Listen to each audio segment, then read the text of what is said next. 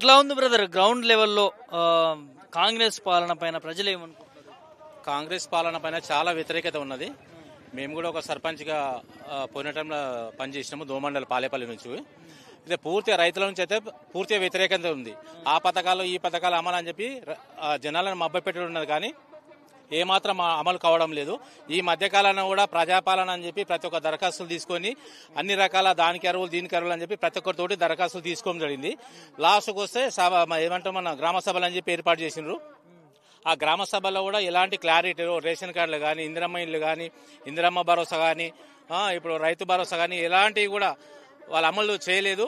అమలు చేయకుండా అక్కడ గ్రామాలకు వస్తే ప్రజలతోటి వ్యతిరేకత వచ్చే వరకు ఎలాంటి క్యాండిడేట్లను కూడా దీనికి అర్హులు అని చెప్పి కూడా డిక్లేర్ చేయకుండా బస్తా జరుచుకొని మూసుకొని వెళ్ళిపోయారు వాళ్ళు. మళ్ళీ తర్వాత నైట్కి ఏం చేసినంటే మండలానికి ఒకటి ఆదర్శ గ్రామం అని చెప్పి తీసుకొని దానికి పైలట్ ప్రాజెక్ట్గా తీసుకొని అన్ని ఇస్తామని చెప్పి ఒక్కొక్క గ్రామ పంచాయతీకి 35 నుంచి 40 విలేజ్లు ఉంటే ఒకటే విలేజ్ని ఎంపిక చేసుకొని అక్కడ కూడా అరకొర చేసుకొని వాళ్ళు వెళ్ళిపోవడం జరిగింది. అంటే ఎందుకు పథకాల విషయంలో చాలా సార్లు దరఖాస్తులు పెట్టుకుంటా ఉన్నారు, కానీ ఇప్పటి వరకు పూర్తిగా ఇంప్లిమెంట్ కాని పరిస్థితి. సో ఏమనుకుంటారు ప్రజలు? వీళ్ళు ఏదో దరఖాస్తులు తీసుకొని దరఖాస్తులు పేపర్లు తీసుకుపోయి ఎక్కడైనా ఆఫీసులో పడేసి ఇక మమ్మల్ని మర్చిపోతారనే ఉద్దేశం ఉన్నది. గతంలో కూడా మేము ప్రజాపాలనప్పుడు కూడా ప్రతి ఒక్క దాని విషయం రేషన్ కార్డులో కానీ ఇందిరమ్మ ఇళ్ళ గురించి కానీ దరఖాస్తు చేసుకున్నాము. మళ్ళీ ప్రజాపాలన వచ్చి మొన్న ఏం చేసిన గ్రామ సభలు అంటే రేషన్ కార్డు రాని వాళ్ళు మళ్ళీ దరఖాస్తులు చేసుకోవాలని చెప్పి వాళ్ళు మళ్ళీ పేపర్స్ పంచడము ఫామ్ 20 పంచడం చేస్తే మేము వెంబడి అక్కడ నిలదీసి అక్కడ వచ్చిన అధికారులతోటి ఏమి మాట్లాడడం జరిగిందంటే మేము మొన్న చేసిన దరఖాస్తులు ఉన్నాయి, ఆల్రెడీ ఆన్లైన్లో ఫీడ్ చేసినామని చెప్పారు. ఎంపీడీ ఆఫీస్లో ఆన్లైన్లో ఫీడ్ చేసినామని చెప్పారు. మరి ఇప్పటి వరకు కూడా మేము ఫీడ్ చేసిన ఎక్కడనే ఉన్నాయి కదా, మళ్ళీ ఎందుకు దరఖాస్తు చేయాలంటే అక్కడ వచ్చిన అధికారి ఏం చేసి వాళ్ళ పై అధికారికి ఫోన్ చేసి జనాల మధ్య పోతే ఈ రకంగా మమ్మల్ని క్వశ్చన్ చేస్తున్నాం సార్, దీనికి ఏం సమాధానం చెప్పాలి మేమంటే ఆ పై అధికారితో మాట్లాడుకుని అవసరం లేదు దరఖాస్తు అని చెప్పి క్యాన్సిల్ చేసుకుని వెళ్ళిపోయారు. కాంగ్రెస్ వాళ్ళకే పథకాలు వస్తున్నాయని ఒక ప్రచారం జరుగుతూ ఉంది, నిజమేనా? కాంగ్రెస్ వాళ్ళు అంటే ఇప్పుడు ఇందిరమ్మ కమిటీలను చేసుకున్నారు కదా, ఇప్పుడు ప్రతి ఒక్క విలేజ్ లో కూడా ఇందిరమ్మ కమిటీ చేసుకున్నారు. ఆ కాంగ్రెస్ పార్టీలో ఉన్న 5 తోటే కమిటీ ఏర్పాటు చేసుకున్నారు. వాళ్ళు సెలక్షన్ చేసుకుంటారు అంతే తప్ప ఇక వేరే పార్టీ వాళ్ళకి ఏమొస్తుంది? ఇప్పుడు గ్రామాల్లో కూడా వాళ్ళ దౌర్జన్యం, ఆ గ్రామ స్థాయిలో పనిచేసే అధికారుల పైన కూడా దౌర్జన్యము. మా కమిటీ సిగ్నేచర్ లేని మీరు ఫామ్స్ ఎట్లా ఫాలో చేస్తారు, నేమ్స్ ఎట్లా ఫార్వర్డ్ చేస్తారు అని చెప్పి అట్లా. ఇప్పుడు ఇందిరమ్మ కమిటీలో ఉన్న వాళ్ళు కూడా చాలా గ్రామాలు ఏం చేసిందంటే వాళ్ళకి స్లాబులు ఉన్న ఇండ్లు అనర్హులు అని చెప్పి ఆల్రెడీ గవర్నమెంటే డిక్లేర్ చేసింది. ఇక్కడ వచ్చిన తర్వాత మేము ఇందిరమ్మ కమిటీలో మేము ఇండ్లు ఉండాలంటే ఎంతవరకు సమంజసం? అది వాళ్ళ ఈ కమిటీలో పేర్లు లేకపోయేసరికి తీసుకుపోయి అక్కడ గ్రామ స్థాయిలో అధికారుల పైన ఒత్తిడి తీసుకొస్తారు. ఎవరికి రాలే ఇంతవరకు రాలేవు. గతంలో కూడా ఇప్పుడు కేసీఆర్ ముఖ్యమంత్రి ఉన్నప్పుడు కూడా అప్పుడు గ్రామ స్థాయిలో ఎంత అభివృద్ధి చెందాలని చెప్పి గ్రామ పంచాయతీ వ్యవస్థ ఎంతో దాన్ని పటిష్టంగా చేసి అక్కడ ట్రాక్టర్లను ఇచ్చి అక్కడ లేబర్ని ఇచ్చి అన్ని అభివృద్ధి చేసి అభివృద్ధికి సర్పంచుల పోటీ పడి ఆ గ్రామాన్ని ఎంతో అభివృద్ధి చేస్తే అభివృద్ధిలో కొంతమందికి ఉత్తమంగా బాగా పనిచేసిన ఒక గ్రామ పంచాయతీని మండలికి 1-2 గ్రామ పంచాయతీలు ఎంపిక చేసి వాళ్లకు పారితోషికంతో సహా వాళ్ళు కొంత అమౌంట్ కూడా కేటాయించారు. ఒక్కొక్క గ్రామ పంచాయతీ 10 లక్షలు 20 లక్షలు కూడా అమౌంట్ ఇచ్చారు.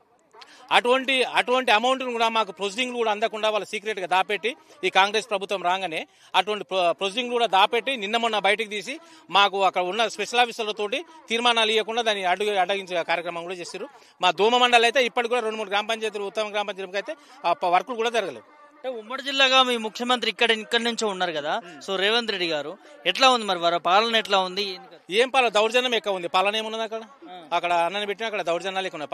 పాలన ఏం లేదు. మీ బిడ్డ కదా, మీ బిడ్డని ఈ ప్రాంతాన్ని డెవలప్మెంట్ చేస్తా నేనని చాలా చెప్తాడు కదా.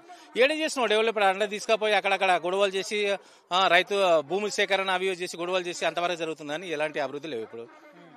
ఇప్పుడు ఏదో ఒక మండలానికి ఒక గ్రామాన్ని ఎన్నుకొని చేసే అభివృద్ధి అది అన్ని విలేజ్లను సమానంగా చూసినప్పుడు అది అభివృద్ధి కదా. ఏదో మండలానికి 40 గ్రామ పంచాయతీ 30 గ్రామ పంచాయతీలు ఉంటే ఏదో ఒక విలేజ్ని తీసుకొని అన్ని పథకాలు ఇచ్చినాం అమలు చేసినామంటే ఇంతవరకు. ఇప్పుడు రైతు బంద్ చేసినప్పుడు కూడా అట్లా చేసిన గతంలో 2 లక్షల వరకు రుణమాఫీ అంటారు. 2 లక్షల వరకు రుణమాఫీ ఎక్కడ కూడా కాలేదు. తర్వాత కూడా ఏం చేసినంటే 2 లక్షల పైన ఉన్న రుణమాఫీ కాపకపోయేసరికి రైతులందరూ రోడ్ ఎక్కి ధర్నాలు చేసే వరకు అరే ఇదంతా ఈ పరిస్థితులన్నీ ఎక్కడో దారి తీస్తా అని చెప్పి ఎంబడి ఏం చేసిండు అగ్రికల్చర్ ఏవోలను పెట్టుకొని 2 లక్షల పైన ఉన్న ఎందుకు వస్తలేదు ఏం సమస్యలు అని చెప్పి తీసుకొని ఏం చేసిండు అగ్రికల్చర్ ఆఫీసర్ తోటి ఇక్కడ పట్టదారు రైతులను పట్టుకొని ఒకటి ఫోటో తీసుకొని పంపించిండ్రు. అవి ఫోటోలు అక్కడనేవి ఇవన్నీ ఎవరికి రైతు బంధు కూడా రాలేదు. ఇంకా టింగు టింగు అనుకుంటూ వస్తుంది అని చెప్పి ముఖ్యమంత్రి అన్నాడు కదా, అన్ని అబద్ధాలేనా? అన్ని అబద్ధాలు. ఏడున్నది నిజం, ఏడున్నది అబద్ధాలు లేకపోతే రావాలే కదా, వచ్చేది ఉంటే రావాలే కదా. టింగ్ టింగ్ ఏడుకు వస్తుంది. ఇప్పుడు 26 జనవరి రోజు 12 గంటల అర్ధమరాత్రికే పడతాయని చెప్పారు. ఇప్పుడు వాళ్ళకు ఆ రోజు హాలిడే ఉన్నదని చెప్తే తెలియదా? ఈ రోజు 15 ఆగస్టు ఆఫీసర్లకు బ్యాంకులకు అన్ని సెలవు ఉంటుంది. ఈ రోజు ఎట్లా పడతా అని చెప్తుందా? అంతకు మొదలు మీటింగ్ ఏర్పాటు చేసే వరకేమో టింగ్ టింగ్ చెప్పి మధ్యరాత్రి వరకు పడతాయని చెప్పారు. తర్వాత మధ్యరాత్రికి వచ్చే వరకు ఈ రోజు హాలిడే ఉన్నది, రేపు పడతాయని చెప్తున్నారు. ఎంతవరకు నమ్మాలి? ఎన్ని రోజులు నమ్ముకుంటా పోవాలి? ఇంకా ఇప్పుడు పల్లి రైతులు రోడ్డుకి గొడవమంటున్నారు. లాస్ట్ ఇయర్ 7500 7600 పల్లి క్వింటాలకు అమ్మితే ఈ రోజు 5500. ఒక క్వింటాల్ ఎంబర్ 2000 రూపాయలు తగ్గుంది. రైతులు ఎంతవరకు నష్టపోతారు? సో మళ్ళీ కేసీఆర్ బయటకు వస్తాడు అంటూ కూడా ఒక ప్రచారం జరుగుతా ఉంది. త్వరలోనే భారీ బహిరంగ సభ ఉండబోతుందంటా ఉంది. సో ఎట్లా ఉంటుంది అంటావు బాబాయ్? చాలా గొప్పగా ఉంటుంది. ఇక రైతులకు ఇక కేసీఆర్ వచ్చేటంటే ఇంకా ఎక్కువ ఆనందం ఏముంటది? చాలా ఆనందాలు ఉంటాయి. సో నిన్న రేవంత్ రెడ్డి కూడా కొన్ని వ్యాఖ్యలు చేస్తుంది, ఎట్లా చూడొచ్చు? ఇక కట్టెబట్టుకొని బయటకు వస్తే సవాల్ చేస్తాడా పని చేస్తాడా వచ్చిన తర్వాత తెలుస్తుంది. నాకు వచ్చిన తర్వాత తెలుస్తాయి. ఇప్పుడు కట్టెబట్టుకోకుండా నడవకుండా నీవేం చేస్తున్నావు? ఏం చేస్తలేవు కదా. ఇంకా కట్టెబట్టుకుంటూ వచ్చి ఆ ముసలైనా ఇంకా అదో ఇదో రైతులనైతే ఇది చేస్తాడు కదా. ఇప్పుడు రైతులకు కూడా పెద్ద రైతులు చిన్న రైతులు అని చెప్పి తారతమ్యాలు తెచ్చి తేడాలు తెచ్చి ఇది చేస్తుండ్రు. పెద్ద రైతులకు అదేమంటారు రైతు బంధు ఇవ్వద్దని చెప్పి ఇది చేస్తుండ్రు. పెద్ద రైతు కూడా రైతు బంధు ఇస్తే ఏమైతే ఇప్పుడు చిన్న రైతు ఉంటాడు, ఒక 2-3 ఎకరాలు ఉన్న రైతు, 2-3 ఎకరాలు ఉన్న రైతు ఆ 2-3 ఎకరాల పంట వేసినప్పుడు వాళ్ళు కుటుంబానికి 1 ఎకరా పంట ఖర్చు పోయినా కూడా మిగతా 2 ఎకరాల పంట పెట్టి జనానికి రాష్ట్రానికి ఎంతవరకు ధాన్యాలు సప్లై చేస్తాడు? ఇప్పుడు 10 ఎకరాలు ఉన్న రైతు కూడా నువ్వు రైతు బంధు ఇచ్చినప్పుడు ఏమవుతుంది అంటే ఆ 10 ఎకరాలు ఉన్న రైతు కూడా 10 ఎకరాల పంట పండించినప్పుడు రకరకాల పంటలు పండిస్తాడు. రకరకాల పంటలు పండించినప్పుడు 1 ఎకరా 2 ఎకరాల వాళ్ళ కుటుంబానికి అవసరాలకు పోయినా కూడా మిగతా 7-8 ఎకరాల పంట పడితే రాష్ట్రానికి అన్ని రకాల ఉత్పత్తులు అందుతాయి, పంట ఉత్పత్తులు అందుతాయి. ఇక్కడ పంట ఉత్పత్తులు లేనప్పుడు ఏమైతే మనం వేరే రాష్ట్రాలకు తీసుకురావాల్సి వస్తుంది. వేరే రాష్ట్రాలకి వెళ్ళి వచ్చినప్పుడు ఏమైతే ఇక రేట్లు పెరిగిపోతుంది. అప్పుడు ఇక ఇబ్బంది పడేది ఎవరు? జనాలే కదా. వీళ్ళు బాగుంటారు, ఇబ్బంది పడేది జనాలే కదా. అందుకే ఇప్పుడు పెద్ద రైతు చిన్న రైతు అని తేడా లేకుండా కేసీఆర్ అందరినీ సమానంగా చూసి ఎన్ని ఎకరాలు ఉంటే ఆ ఎకరాలకు సరిపడా అమౌంట్ పంపించిండు. ఇప్పుడు ఇప్పుడు ఎలక్షన్లప్పుడు ఏం చేసిండు? 7500 అన్నారు ఎకరాకు. ఇప్పుడు లాస్ట్కి వచ్చి 600 అంటే ఎంతవరకు కరెక్ట్? అది రైతులకైతే చాలా ఇబ్బంది పరిస్థితుంది. కేసీఆర్ ప్రభుత్వం రావాలి, మళ్ళీ కేసీఆర్ రావాలి, సారే రావాలి, రైతులను ఆదుకోవాలి.